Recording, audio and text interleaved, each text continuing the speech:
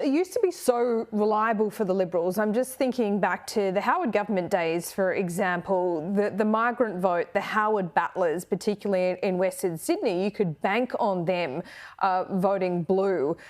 Again, not one homogenous group, but that was the conventional wisdom, and it was proven time after time in elections. And you touched on something there, that, you know, within migrant communities there can often be a bit of division in and of itself. So therefore a migrant candidate might be quite divisive in that community.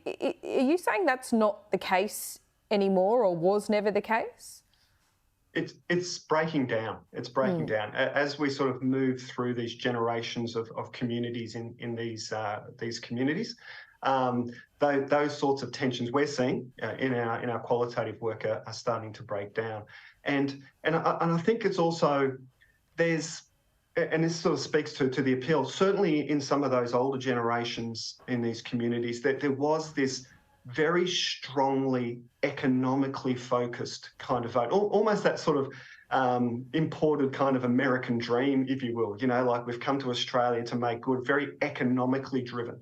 And so what we're seeing now is, look, of course, that's still true. There's still aspiration, but that aspiration is now very much around, but we know we need, and this is even amongst new migrant groups, we know we need and we want government support to get there. You know, the old sort of bootstrapping idea doesn't hold up anymore.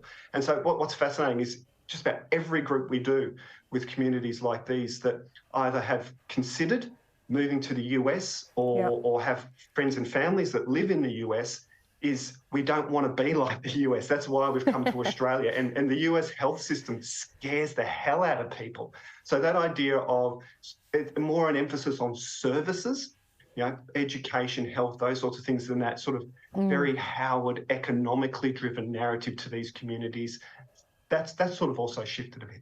Yeah, Liberals have a bit of work to do on many fronts there, Simon. Thanks so much. We'll speak to you next week. Thanks, Laura.